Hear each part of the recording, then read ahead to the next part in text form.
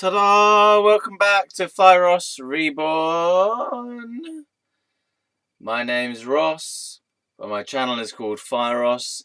My alter ego is called Fieros, so I will now switch into Fieros mode.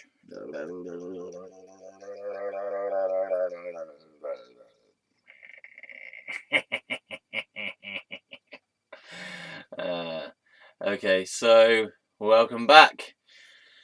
I feel yellow, so yellow. It's a yellow day. Look at those man boobs.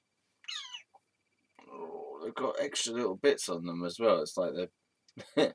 if they didn't have these extra little nobules, then I would just look like I'm really tonk and hench. But then I've got these extra nipple bits that are like basically just flab. But it would look really hench if it wasn't that I look like I've got actual tits. Tiny little man boobs. Tiny little boobs. So I need to work them out. Too much estrogen in my blood, in my system. I've been eating too much pizza. Because as we know, pizza is basically short for estrogen. Pizza-drogen. Pizza-drogen. This is all pizza-drogen. Oh yeah, babies. If only they felt like how I imagine women's breasts actually feel. They don't feel like sensuous. They don't feel like, you know, I don't have much feeling in them. I mean, if I'm going to have boobs, then at least have sexy, sensuous boobs, you know? Like, they're not numb, but they don't feel like anything decent either. If this is what women's boobs feel like, it is rubbish. Rubbish. I've got rubbish boobs. I'm like, hello. If this was a woman's boob, she'd be really like, and I was doing all this to it, she'd be like, ooh. And I'm like, I can't really barely even feel anything. So I obviously need to resensitize my nips and my boobs. Come on, boobies. They're just numb. They're numb. They're not numb because I can't feel things. They're just not sensitive like they should be if they're real boobs. Come on, boobs. Come on, boobs. You know, if I was doing this to a girl's boobs, they feel it like, when you do that. They feel kind of supported when you hold a girl's boobs like that. They feel loved. Not every girl, of course, but you know, they like that. They like a bit of that. And why don't mine like it? They don't like it in the same way. They're not doing it. Come on, love. Love my boobs. They're not doing it. Come on, you. It should be more. What am I doing? Okay. Right, I need a bra now. I'm going to start needing a bra soon. Okay. Nipples. My poor little nipples. Right, so let's carry on talking Fieros' story time. Welcome here. This is not going to be the story of my nipples. The story of my boobs. It's not going to be that. I've just said it's not. Not. We've done that now. That's enough. Okay, so I'm going to try and keep going on about America, New York, Baton Rouge, and trying to plumb the depths, mining the depths of my brain about this time period. And there doesn't seem to be anything much left in there at the moment. But then, that's how it usually starts. So let's think America. Being on the Greyhound bus. That is what comes up to me.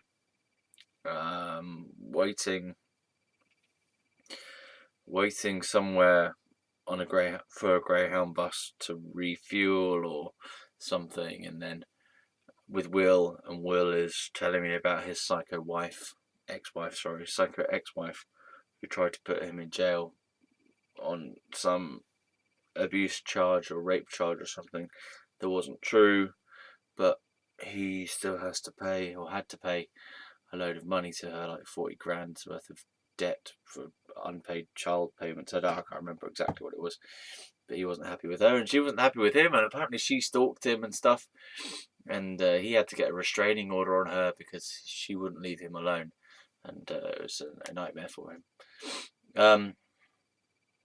Jess, I spoke a little bit about Jess yesterday. That's pretty much all there is about Jess. There was another girl in the hostel who I can't remember her name. But when she left the working position, she said to me, "Ross, I'm going to miss you.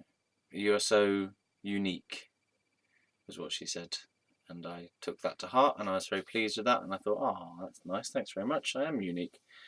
What she really meant was weird.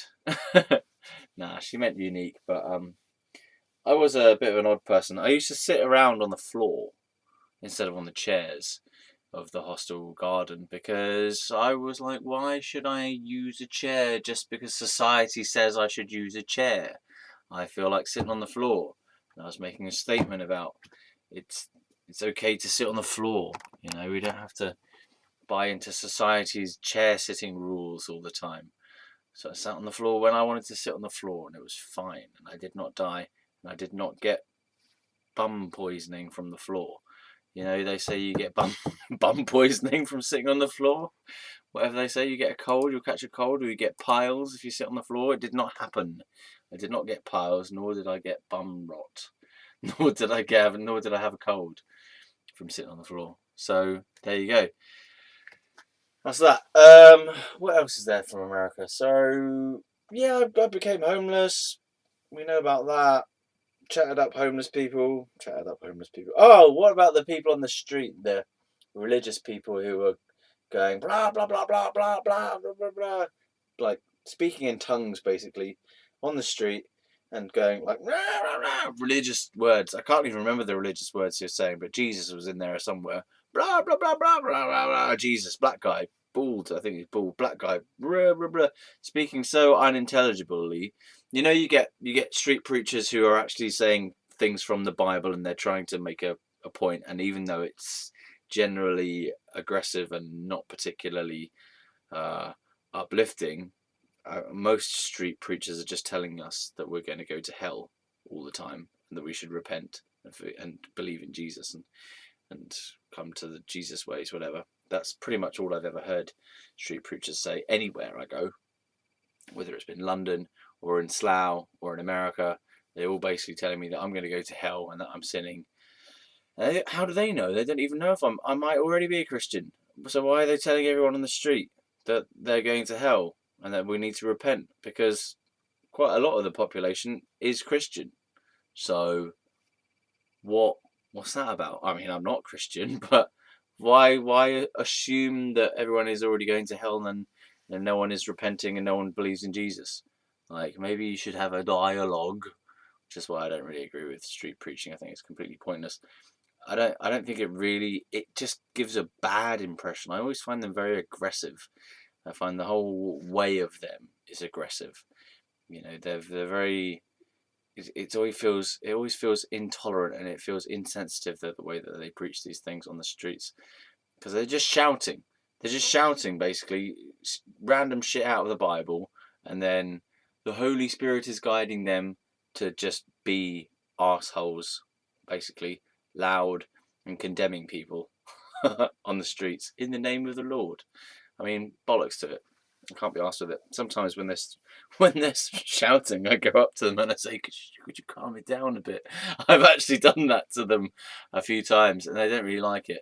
But I stand really close to them, and I'm like, can you just a little bit, because it's really fucking loud. You really are just a shouty twat in the fucking street, aren't you?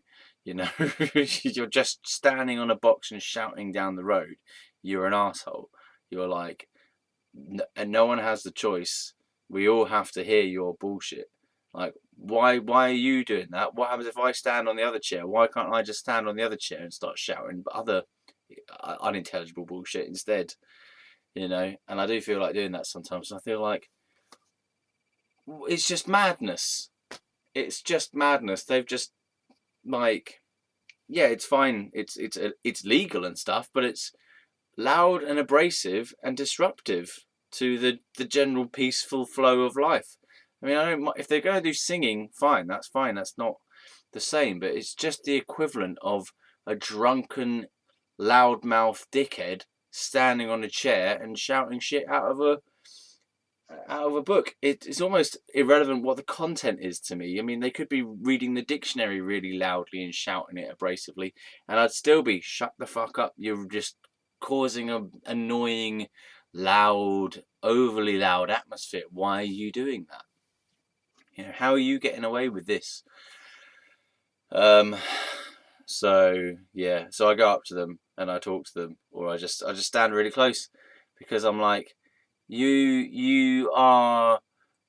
invading my whole life by shouting like that at me as I walk past. So I'm just going to stand here and I'm going to wait until you shut the fuck up for a minute so I can actually have a conversation with you and just tell you, look, stop being so aggressive. You're just being aggressive. Like, if you're going to do that, then be more pleasant when you're standing on a chair. Say, hello there, would you like to hear the word of God? But it's like, just, you're winding people up. You're winding me up. I don't know why you're doing it. I don't know. No one cares. No one likes it. Like, people don't come up to you because you're scaring them a fucking way and telling them they're going to die if they don't repent. Anyway, so I was in America on the streets of New York, and there was one of these kind of people, but it was worse than that, because he wasn't even making any sense. You know, he was. It seemed that he was a bit kind of. It was like he was possessed, and he just wasn't making any sense at all. Like, he wasn't sort of even making coherent sentences. You know, it was very, very broken.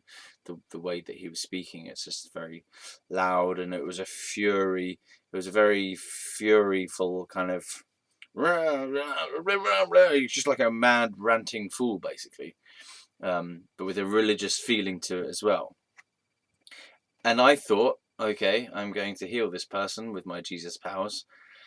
And I went up to him, and he was going still. And I just slowly, carefully, I just looked him in the eye as I was doing this. And I went up to him and I put my hands on his head and I kissed him on the forehead. And then I left him alone. And he looked a bit bemused for a moment, and then he carried on. So it obviously didn't work. Yeah, I figured I could heal the demons out of him, but I did not heal the demons out of him. So that was one occasion. Then another occasion, when I was in the subway, there was a bunch of these religious nutcases. Let me say that slowly. Religious nutcases. They're all shouting and they were telling all the women that they were dressed incorrectly because they were wearing jeans. And then they were telling other women that they were dressed incorrectly because they were wearing too short skirts. So what do they want the women to wear? Like, is there a specific length of skirt that they are allowed to wear? And anything shorter than that is bad, and jeans are also bad. So, I mean, I don't know what it was that they were trying to achieve, but they were just being dicks basically to everyone passing by, and just sort of passing judgment on everyone who was going by, as they like to do. And I decided to fake having a possession moment, because I thought it'd be funny. So, because I think I saw them doing one of these healing things on someone, where they kind of like put your hand on your head and they go like that to your head, and you go, oh yeah, I'm healed. And I decided to fake having a fit, or like I was having some kind of religious experience, and then I was being possessed by a demon. I decided to do this because I thought it'd be funny. And I went up to them and I was going like this, and I kind of got one.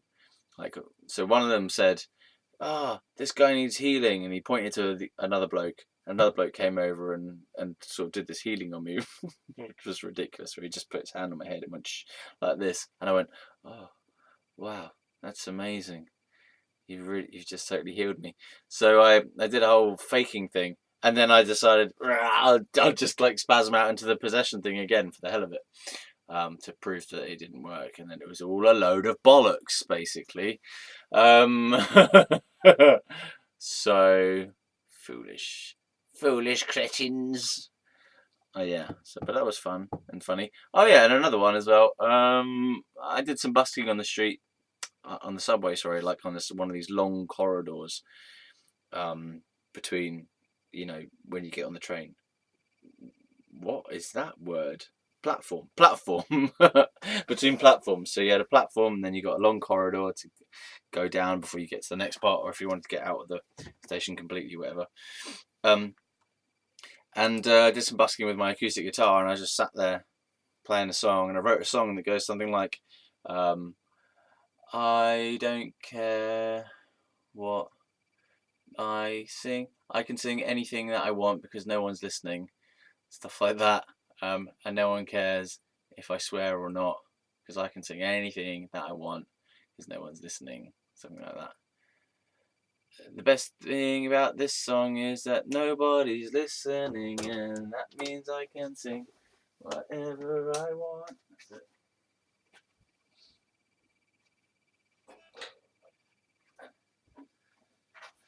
No idea how the actual chords go, but I can probably make it up.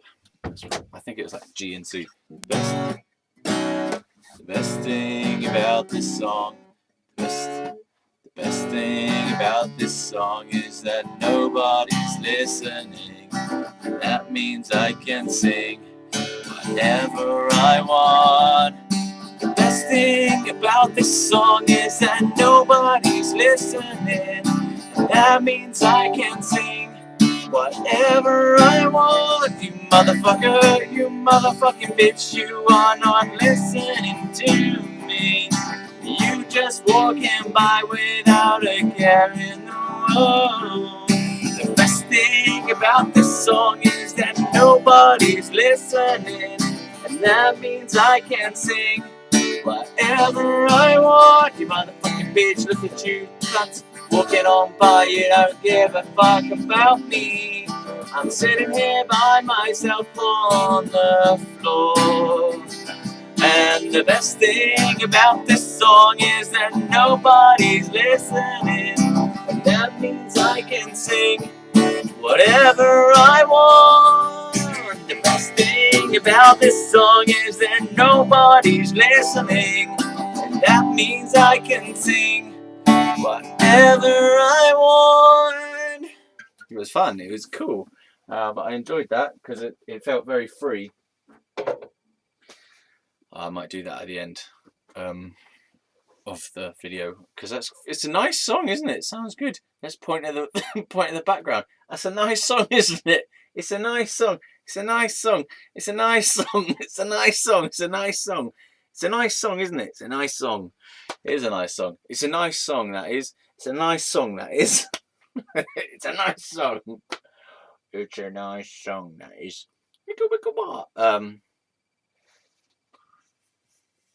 It's a nice song, that is. So I feel so yellow. I'm so yellow. So I sang that song. That was fun. Did I tell you properly about the time that I had a spliff? Oh, okay. I don't know if I went into this in proper detail, but so Anthony and I were mates. I was hanging out in the staff room. I watched an Egyptian comedy program in Egyptian as well, without knowing any Egyptian.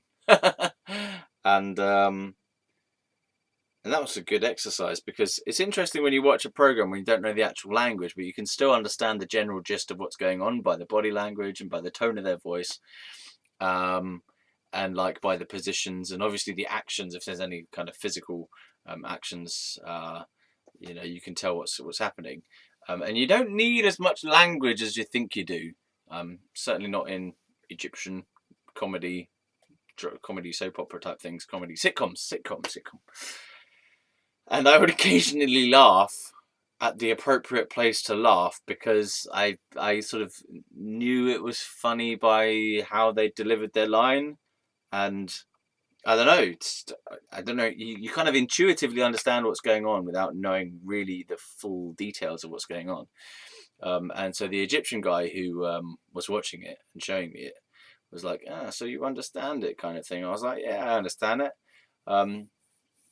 I understand it emotionally. Whether I understand it intellectually, what they're actually saying, is another matter entirely. But you know, you kind of just can tune into that thing and empathically understand it. And I was very interested and pleased with myself that I could do that. I can still do it, but can't really be bothered with it most of the time. But it's just interesting that you can actually still enjoy programs in another language if you are being attentive to if you watch it as though you already know the language and you just kind of figure it out. It's quite a fun exercise to do that. It's also good to watch programs without the sound on, and just like sort of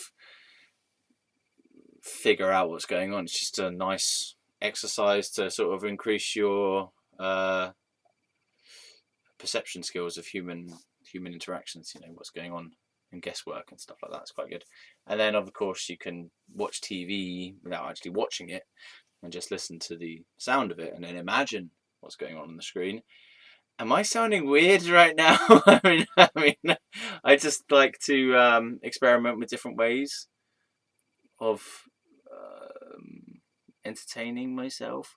So oftentimes I won't bother watching a film because it's so lame that I'm like, I don't really need to see what's going on. I can just listen to it because you're like, oh, the visuals are just, it's too much information. It's terrible enough as it is with just the sound. So if I was to watch the video, the visuals as well, it'd be even worse. So I just listen to it instead. And then like at certain points I go, oh, this might be a good bit, listening to what's going on. Okay, there's a good bit there, and then just close my eyes again and listen to it instead. I sound like I'm doing it on purpose. It's not that I'm doing it on purpose. It's just that sometimes when I'm knackered and low energy, I can't be bothered to. I just physically get drained by watching things sometimes, so I just end up listening to it instead. And then falling asleep and having a nap sometimes, and waking up and going, well, oh right, oh that's ended then. Yeah. Okay, so I faked the being possessed on the street, and I played the guitar song and the Egyptian guy. These are all separate events, by the way. Or maybe they're all the same event. No. So the Egyptian guy, I learned how to watch an Egyptian sitcom without knowing Egyptian. Ancient Egyptian. No. And then I had a spliff. Well, I don't know if it was before or after, but I had a spliff. Oh God, I was going to tell about the DVD player, wasn't I? There's another story there as well.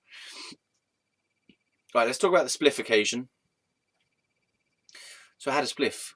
I don't know where it came from actually. Who had it? Was it Anthony or someone else had it? Someone else had a spliff, and I had a bit of it. And I got high, as you do. And then I was talking to Anthony while I was high about some kind of philosophical concept of. We were talking about humility, actually, humble people and people who are humanitized, humble people. And I was asking him. We were speaking about the free flow of information. So basically, if you have an ego, then what an ego does? Ego is a self-image, so it's a kind of barrier between your true self and the outside world. So you take on this idea of yourself that you then have to present that to other people, and I should say as well, the ego is not a singular thing. It's a concoction of different aspects. So you'll present certain aspects of your ego in certain situations. So you might want to make yourself appear to be proficient in some scenarios. So your ego, you will try to make yourself appear to be proficient. So you try to present an image of yourself to other people as being proficient in whatever it is you're doing. And then you may have an ego in other situations, which is more of a victim ego, where you're like, I want to portray myself as being vulnerable and having been hurt by this person, and present them as the enemy so that I get good things for me somehow.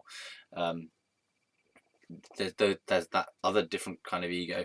There's lots of different kinds of ego and different ways of flavoring your presentation to other people to make yourself appear a certain way in their eyes. So it can be like whatever you perceive is valuable socially, you can try and put that across in an ego. I remember I used to do it a lot. One of my egos was the entertainer type of ego. So I wanted to be the entertainer.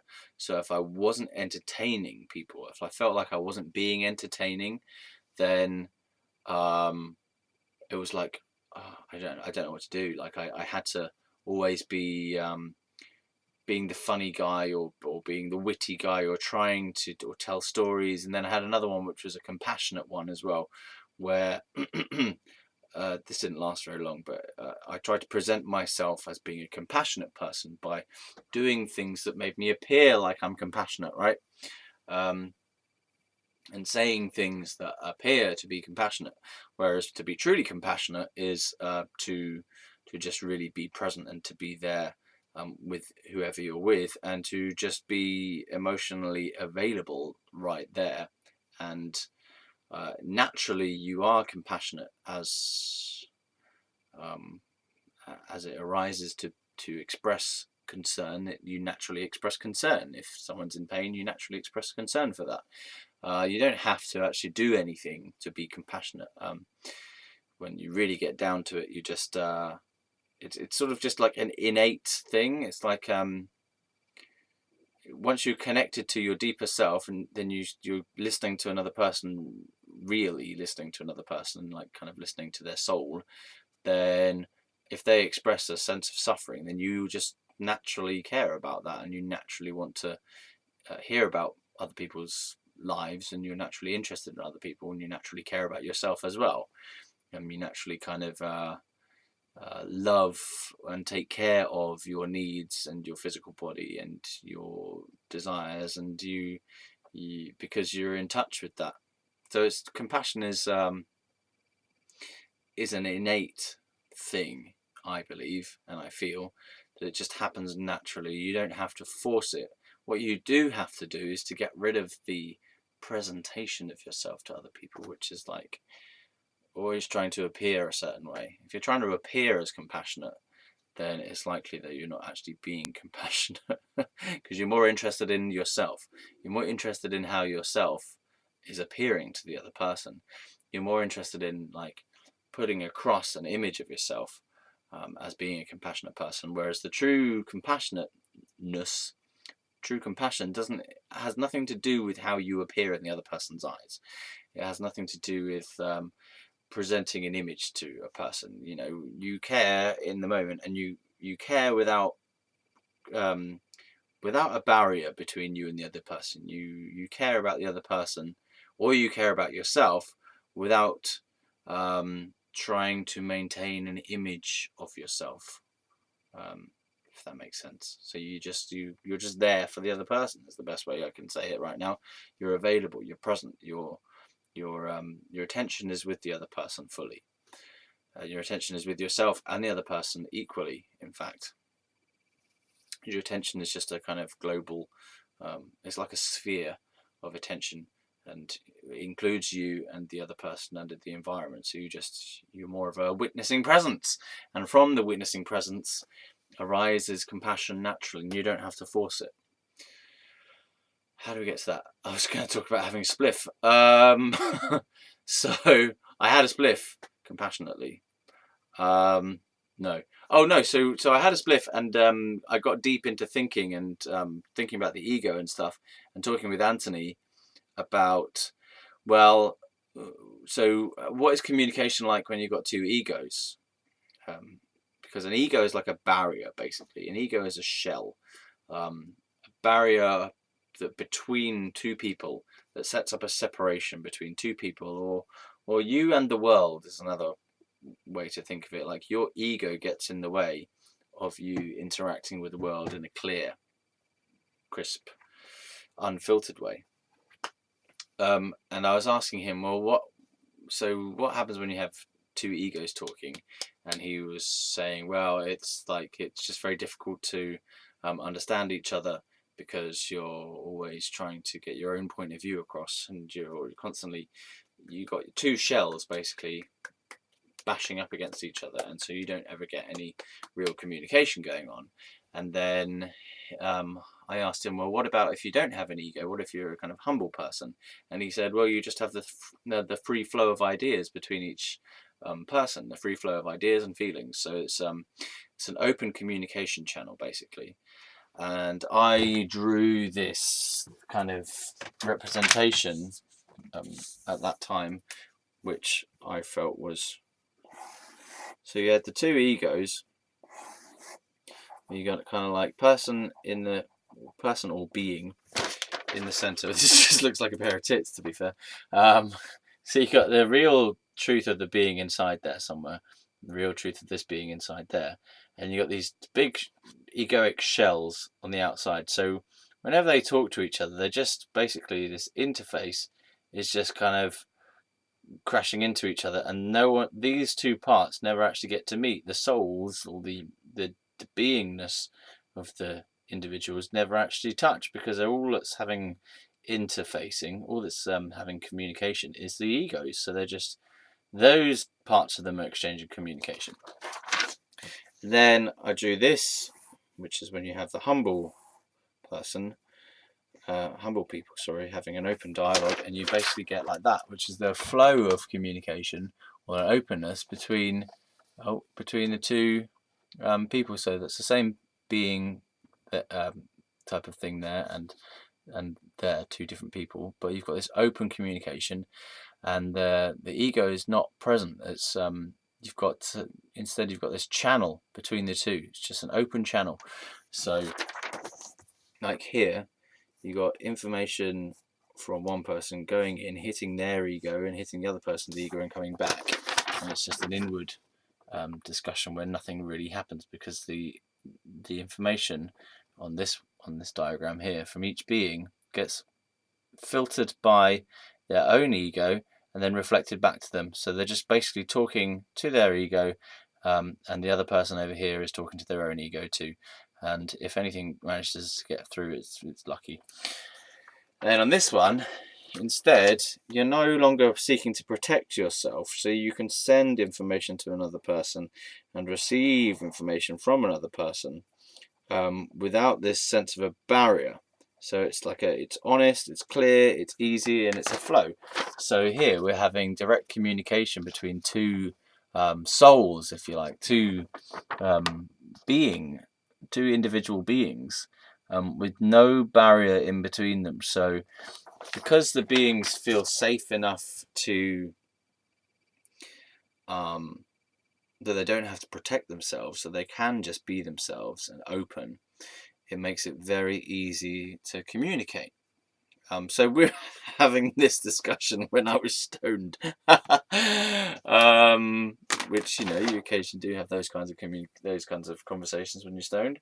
But I thought that was quite good as a representation of how the ego works. And then so these are just defensive communications, defensive situations, defensive people with like a defensive ego that they have to maintain. They're always trying to present the image of themselves rather than actually being what they are, open and free. Like in this scenario where you've got two people who are communicating freely and easily with no barrier in between, and nothing is like getting reflected back.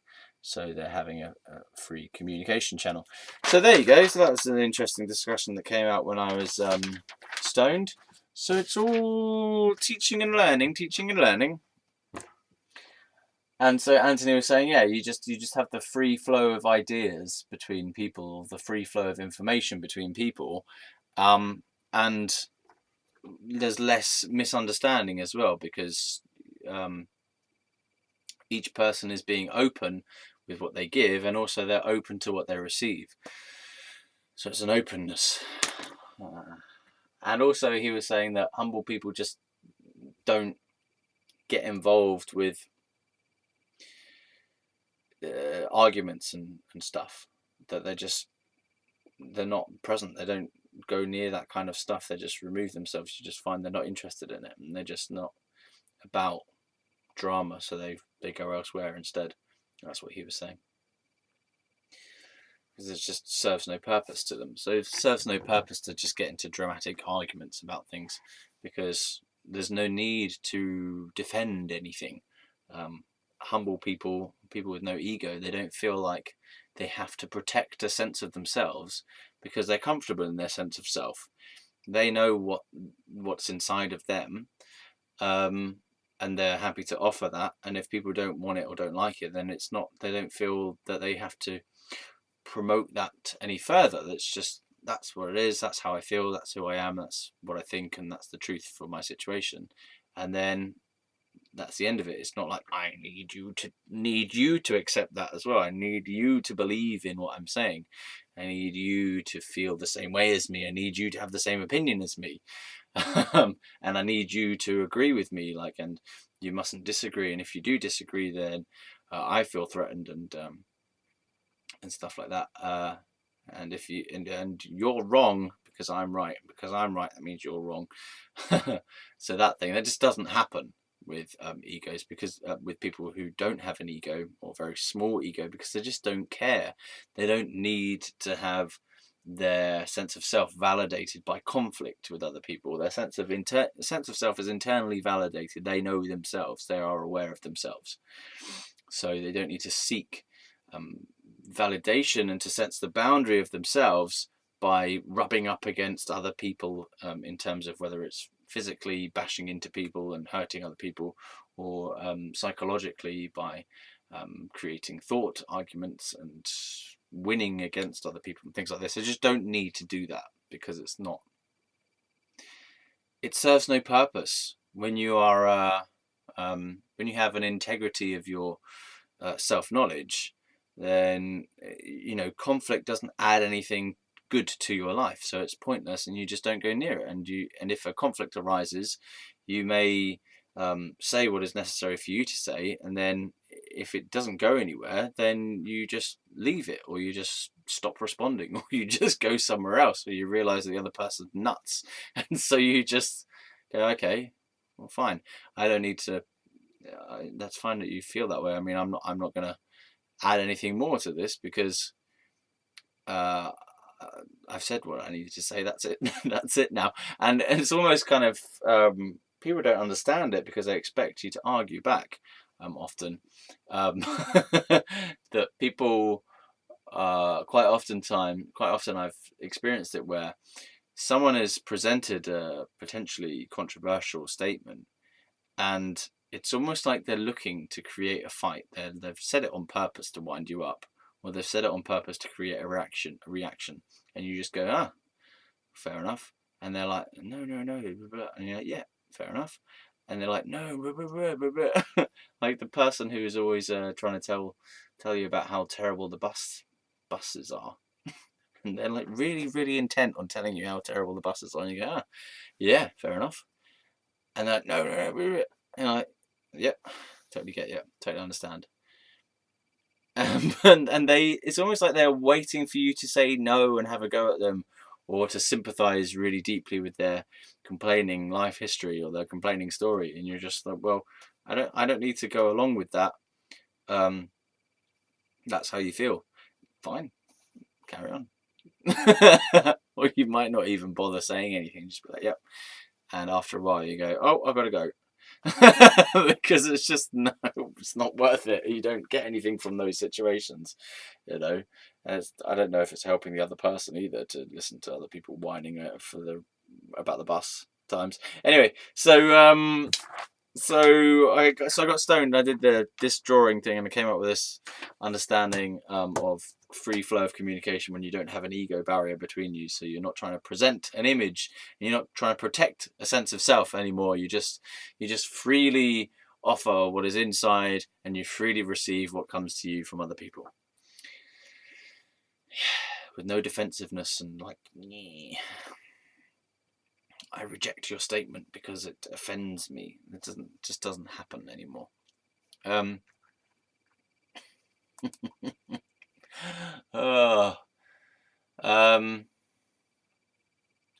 Okay, so then I got stoned to the point where I'd finished that now.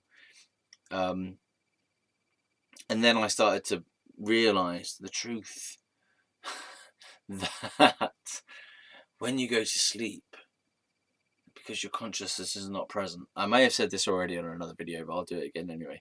But when you go to sleep, because your consciousness is not present, right? It means that you no longer exist. So therefore, everyone who's asleep must be woken up to the reality of the world, because the only real reality is this reality when you're awake. Because when you're asleep, it's that you go away. You go away to the non-land, to the non-alive, to the non-real land. So you must be woken up, and then you must come back to the only place that is true, which is here in the awakening, awake state, the being awake. So I went round knocking on people's doors and waking them up in the hostel. In the hostel, this is, and just waking people up, which was annoying for other people. Maybe it's true. Maybe when you go to sleep, you do disappear and you are not in touch with the reality anymore. But I don't think it's very nice to suddenly be woken up by an idiot going, you need to come back to the real world, man. You need to be awake. You need to be real. You need to be here in the reality of the awakeness. This is the only real place there is, man. Yeah, so I did that. And then when I got bored of doing it in hostels, actually, one person freaked me out a little bit because I woke them up. They were like asleep on the stairs. They'd just fallen asleep on the stairs in the hostel, like they're sort of drifting off or whatever. I'm just like nodded off on the stairs. They'd obviously had a conversation with someone or whatever, or they just got knackered waiting for the toilets or the bathrooms, because there were occasionally a queue for the toilets and bathrooms, or they're just drunk. I can't remember. They're just like sat on the stairs asleep, and I was like, I shook them awake, and I was like, hey man, you got to come back. You got to come back to the real world, man. You got to wake up. You got to wake up, man. You got to be here in the moment. You got to be right in the reality of life. You know, come on, man. You got to wake up. And when he woke up, he went, "Oh yeah, you're right." And I was like, "Oh my god, it is real. It actually is true." Because that was confirmation. Because he said, "Yes, you're right." Obviously, from his perspective, he just meant, "Yeah, you're right. I should wake up and go to my bed." And go to sleep in my bed, not on the stairs. But because I was stoned and a little bit nuts, as I say, I took it as confirmation that it meant that, yeah, it is true that when you do go to sleep, that you are in a different place, man. You're in a different place, man. So, and it's not a real place, because when you disappear, your consciousness is not there. And so when your consciousness is not there, it's like you're not existing. It's like you don't exist. So you go to sleep, and even though your body's there, you don't exist anymore. So I need to wake people up. I need to wake people up. So I woke people up, which was annoying for them, I presume. And then when I'd had enough of the hostel, I went out onto the streets. And I went down to the subway, and there were a few homeless people asleep on benches, and I went up to a few of them and woke them up. Oh, I'm such a dick. Well, I was such a dick anyway. So I went up to these poor homeless people on benches, and I was like, "Man, you got to wake up, man. You got to wake up. It's the real world. This is the awakened world, man. When you go to sleep, you disappear, and it's not real anymore. And so, yeah, because your consciousness is asleep, and you don't know what's going on, man. Yeah, because you're asleep." Oh man, yeah. So I did that, and that was just stupid as well. And on that same night, that was the night when I tried to push my face through the mirror, because I looked in the mirror and I thought, oh, it's definitely a portal to another realm. And how come he's in there, he's in the mirror, he's in there, and I'm out here, and I need to join with him because he's me, and I. Oh god, yeah, I got really like tripped out on just like one spliff. So I was looking in the mirror in the toilet, and I was going, man, that's definitely a portal. That's a portal to another realm. And I've read it in a book that maybe there is something behind a mirror. Maybe the mirror is another world. So I was like, okay, man, we can get in there with this. Like, come on, man, we need to get in. We need to get in the mirror. We can do it. Come on, then you just gotta think into the mirror. Gotta get into the mirror world, man. Let's try it. Let's come on, the closer you get. You just gotta get into the right zone, and you just do it. and I'm just sat there like this against the mirror. So like, imagine this is the mirror. I'm like, come on, son of a, come on, get in the mirror. Let's use this. It's not a natural mirror, but yeah. So that's the mirror on the bathroom. Put it up here like it pretty much was. I mean, you know what it's going to be like, right? So why am I bothering to do it? But so that's the mirror on the bathroom wall. I'm like, oh man, yeah, that's another world in there, man. It's in the world. And remember that there was like an animation I watched one time, and and you can go into the mirror. So maybe it is real. Maybe it was just because I wasn't in the right state of consciousness, and now I am in the right state of consciousness, and it's a mirror world, and I can get in the mirror. I can get in the mirror. I can. Come on, and just not. I need to. Come on, just I can do it. so that didn't work. Oh man. So I did that again because I was stoned, and that was it. I also did something else in the toilets, which was weird. God damn it! I wasn't stoned that time though. I was just experimenting. So I was trying to face various fears, and I realised that I'd never touched my own piss. Oh God, why did I do this?